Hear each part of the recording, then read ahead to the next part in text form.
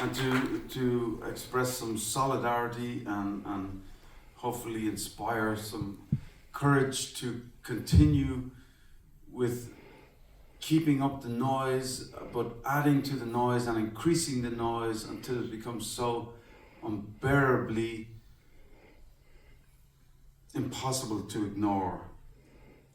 Yes. Because the world is really in a shit place right now, and you know, it's something terrible is eroding away, and you know, I realize people are afraid. It's very understandable, but we have to remember that we are so many and we are so powerful together. And to not be intimidated by the bullying that's happening everywhere, how they single people out and pensioners who protest and all of this stuff, trying to discourage people from getting involved. They're so afraid of what we can do when we stand together. We must always stand up for the downtrodden people in the world, and you know, think of what it would be like to happen to your family. It's just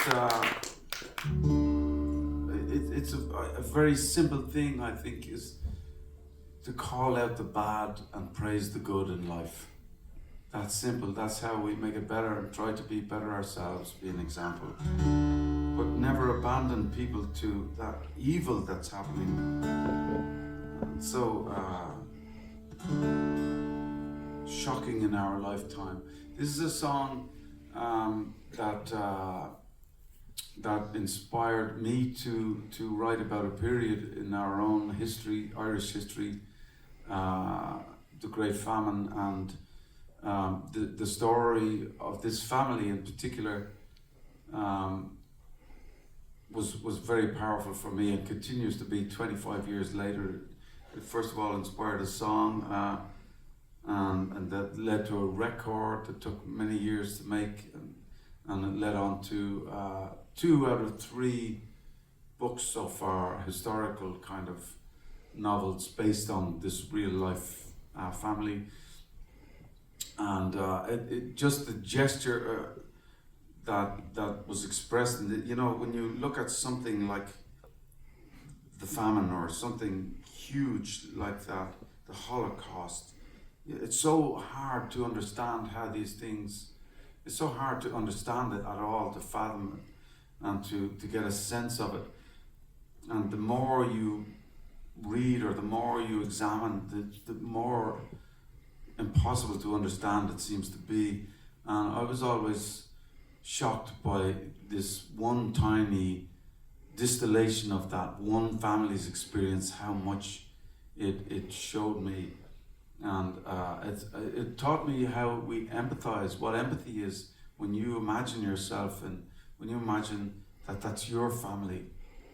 It takes away time. You're there and you understand the humanity of these things, and that teaches us. It teaches us and instructs us how to deal with these horrible things in the world, when it's not just somebody very far away, a number or a distant person with no face. When you imagine it being your people. And so I think it's very important to keep stories like these alive. So this is called Poor Boy's Shoes.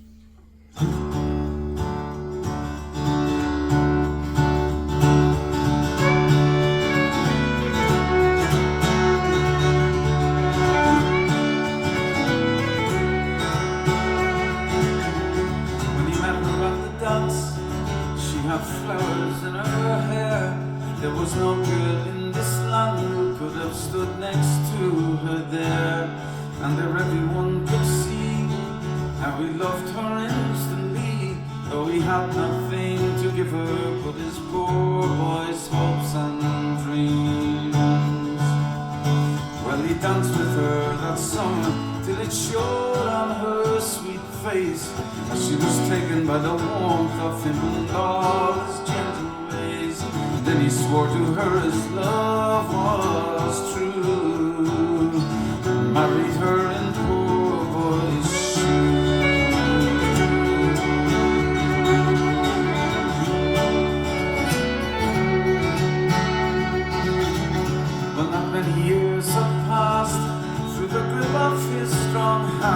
when a great unyielding hunger drew its veil across this land.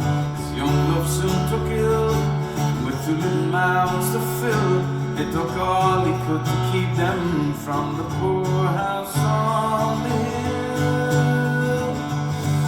But when his pockets had run dry from crying tears that rang like bells, and their home drew in the wind just like an old seashell, then he gathered everything he had to lose, walked them up in poor boy's shoes.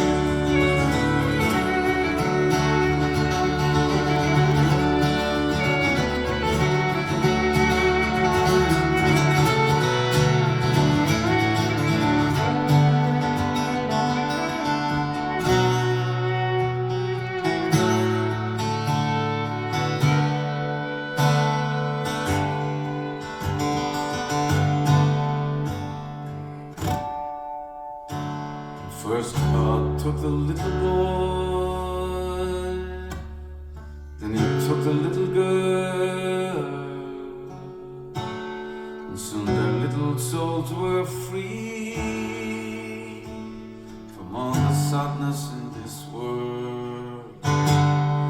Their father lifted up his love, she could no longer walk alone.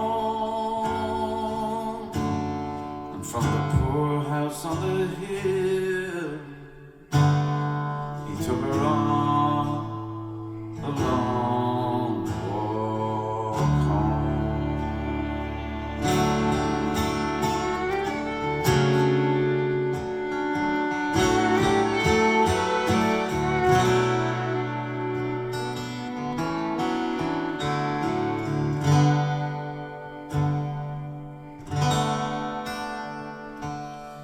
There he felt the cold upon her as he laid her down to rest.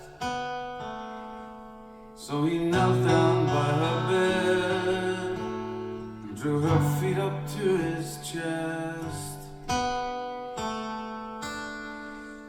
And there he tried to warm her cold feet through.